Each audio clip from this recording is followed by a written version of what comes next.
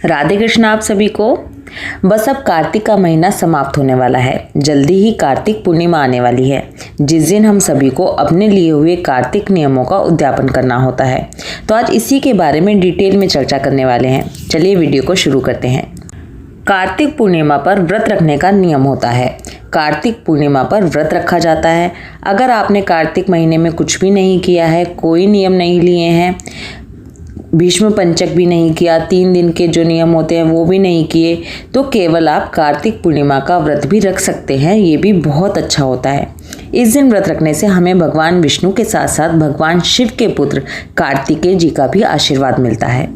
कार्तिक पूर्णिमा के दिन देव दिवाली मनाई जाती है।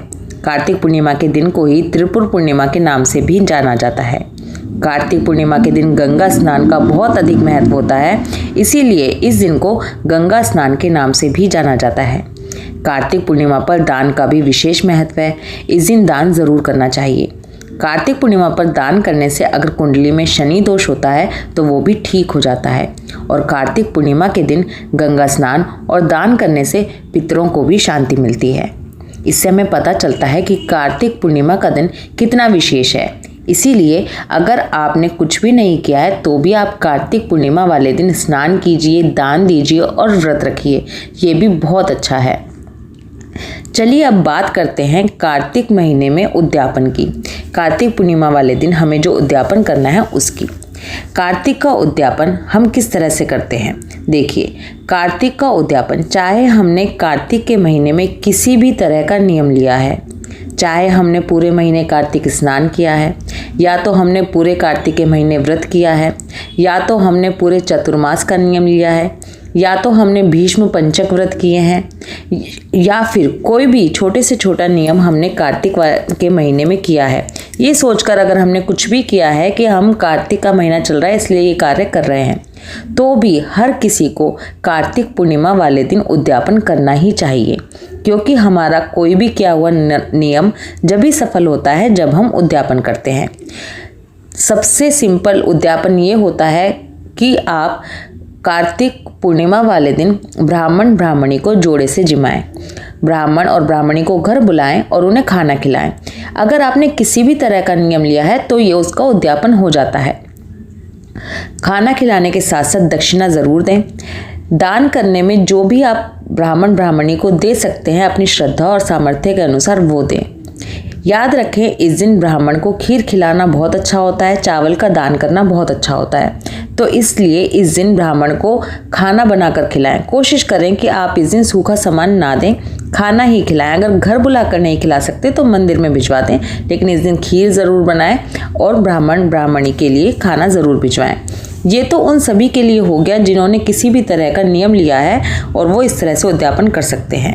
देखिए, हमने कार्तिक के महात्म में सुना है कि अगर कोई ऐसी स्थिति में है कि वो ब्राह्मण ब्राह्मणी को खाना नहीं खिला सकता, वो इतना सक्षम नहीं है कि वो ब्राह्मण ब्राह्मणी को भी खाना खिला सके, या वो ऐसी स्थिति में नहीं है, कई बार हम ऐसी जगह फंसे हुए होते हैं हम कुछ भी नहीं कर पा रहे हैं, तो आप गौ माता को गौशाला में जाकर कुछ थोड़ा बहुत खिला सकते हैं, गऊ की थोड़ी बहुत सेवा कर सकते हैं।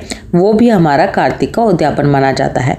अगर आप ऐसी स्थिति में हैं कि आप गऊ की सेवा या गऊ को भी कुछ नहीं खिला सकते, गाय का भी कुछ नहीं कर सकते, तो आप पीपल पर जाकर पीपल की पूजा करें और वहाँ पर जो भी आपको चढ़ाना है वो चढ़ाकर आप भगवान से प्रार्थना करें कि इसी को मेरा कार्तिक का उद्यापन समझना। लेकिन ये ऑप्शंस उस स्थिति में होते हैं जब हम ब्राह्मण ब्राह्मणी को खाना नहीं खिला सकते, तभी आपको ये करना है। अब हम ये जानते हैं कि अलग तरीके से जो उद्यापन होते हैं वो कैसे किए जाते हैं। जैसे मान लीजिए आपने पूरे चतुर्मास में कोई नियम लिया है। चतुर्मास के नियम ज़्यादातर ये होते हैं कि हम किसी ना किसी चीज़ का त्याग करते हैं। अगर आपने पूरे चतुर्मास किसी चीज़ का त्याग किया है तो कार्तिक पूर्णिमा वाले दिन वही चीज़ ब्राह्मण ब्राह्मणी को दक्षिणा के साथ देनी है और आपका ये नियम पूरा हो जाता है उद्यापन के साथ। फिर आता है तारा भोजन। कार्तिक के महीने में बहुत सारे लोग तारा भोजन का नियम लेते हैं, जिसमें पूरे महीने तारों को अर्घ देकर या तारे निकलने के बाद भोजन करते हैं। देखिए, तारा भोजन जो होता है ये नियम 3 साल का होता है। तारा भोजन 3 साल के लिए किया जाता है। इसमें क्या होता है, इसमें पहले साल जो आप उद्यापन कर रहे हैं कार्तिक पूर्णिमा वाले दिन, जो पहला साल होगा उसमें 32 लड्डू और 32 मठरी आपको दक्षिणा के साथ ब्राह्मण ब्राह्मणी को देने होते हैं। दूसरे साल में आपको ब्राह्मण ब्राह्मणी को जोड़े के साथ खाना और कपड़े दक्षिणा रखकर देने होते हैं। तीसरे साल में आपको 32 चांदी के तारे बनाकर ब्राह्मण को देने होते हैं खाने के साथ और दक्षिणा के साथ। इस तरह से आपका तारा भोजन का उद्यापन होता है। अब बात करते हैं भीष्म पंचक व्रत का नियम जिन्होंने लिया है उसकी। भीष्म पंचक का व्रत जिन्होंने किया है उन्हें ये विशेष ध्यान रखना होता है कि उनको पूर्णिमा वाले दिन भी व्रत करना होता है। ऐसा नहीं है कि पूर्णिमा वाले दिन उद्यापन तो आपको सुबह ही करना है, लेकिन सुबह उद्यापन करने से आपको व्रत नहीं खोलना होता, आपको उस दिन भी पूरा व्रत रखना होता है और रात को फलाहार ही करना होता है। पूर्णिमा वाले दिन रात को फलाहार करने के बाद प्रतिपदा वाले दिन व्रत का पारण होता है। भीष्म पंचक के व्रत का उद्यापन भी इसी तरह से किया जाता है कि आपको ब्राह्मण ब्राह्मणी को जोड़े से जिमाना होता है, दक्षिणा देनी होती है और कुछ गर्म कपड़े वगैरह आपको दान करने होते हैं। इस तरह से भीष्म पंचक व्रत का जो होता है वो उद्यापन हो जाता है। अच्छा, जिन लोगों ने कार्तिक के महीने में दीप दान का नियम लिया है उन लोगों को भी कार्तिक पूर्णिमा वाले दिन सोने, चांदी, तांबा, पीतल जैसी भी धातु के लिए आप सक्षम हो उस धातु का दीपक घी और रुई बत्ती के साथ मंदिर में दान करना होता है, दीपदान। तब आपका ये दीपदान का नियम पूरा होता है और उसका उद्यापन होता है। इसके बाद आता है कार्तिक महात्म सुनने का नियम। अगर आपने नियम से पूरे महीने कार्तिक महात्म सुना है तो आपको उसके लिए भी उद्यापन करना होता है। 11 या 21 रुपये महात्म के नाम के आपको मंदिर में चढ़ाने होते हैं। इस तरह से जिन भी लोगों ने कुछ भी नियम लिए हैं हर किसी को कार्तिक के पूर्णिमा वाले दिन उद्यापन करना ही चाहिए। छोटे से छोटा नियम भी लिया है तो भी आपको उद्यापन करना चाहिए, तभी आपने जो कुछ भी किया है उसका पूरी तरह से फल आपको मिलता है। अब बात करते हैं कार्तिक पूर्णिमा के अगले दिन यानी कि प्रतिपदा वाले दिन की। प्रतिपदा वाले दिन हमें सुबह नहाकर खिचड़ी बनानी होती है, ठाकुर जी को भोग लगाना होता है, चिड़ा चिड़ी की कहानी सुनते हैं और फिर उस खिचड़ी को खाकर अपने कार्तिक व्रत का पारण करते हैं। जिन्होंने भीष्म पंचक व्रत किए हैं या जिन्होंने कार्तिक के महीने में दाल चावल छोड़ रखे थे, ऐसे लोगों को तो ये नियम ज़रूर करना चाहिए, तभी उनके व्रत का पारण होता है। और वैसे ये नियम हर किसी को करना चाहिए जिन्होंने भी कार्तिक के कुछ भी नियम लिए हैं, क्योंकि ये बहुत अच्छा होता है। इसे करने से घर में सुख समृद्धि आती है। चिड़ा चिड़ी की कहानी बहुत जल्दी ही चैनल पर आने वाली है। चलिए अब बात करते हैं थोड़ी सी कि कार्तिक पूर्णिमा वाले दिन हमें कैसे करना चाहिए। स्टेप बाय स्टेप थोड़ा सा जान लेते हैं कि इस दिन में हमें क्या क्या करना है। कार्तिक पूर्णिमा वाले दिन सुबह ब्रह्म मुहूर्त में उठकर स्नान करें। सुबह ब्रह्म मुहूर्त में उठें, स्नान करें, पूरे घर की खूब अच्छे से साफ सफाई करें। अपने जो मेन गेट है वहाँ पर बंधनवार लगाएं, घर को रंगोली बनाकर सजाएं, घी का दीपक जलाएं, विष्णु भगवान की पूजा करें, कार्तिक पूर्णिमा की कथा सुनें, विष्णु सहस्त्र नाम का पाठ करें। पूरा दिन ओम नमो भगवते वासुदेवाय का जाप करें। सूर्य देवता को जल अर्पित करें। पॉसिबल हो तो इस दिन हवन करना चाहिए, बहुत अच्छा होता है। ब्राह्मण के निमित्त खाना या सीधा दक्षिणा रखकर उन्हें दें।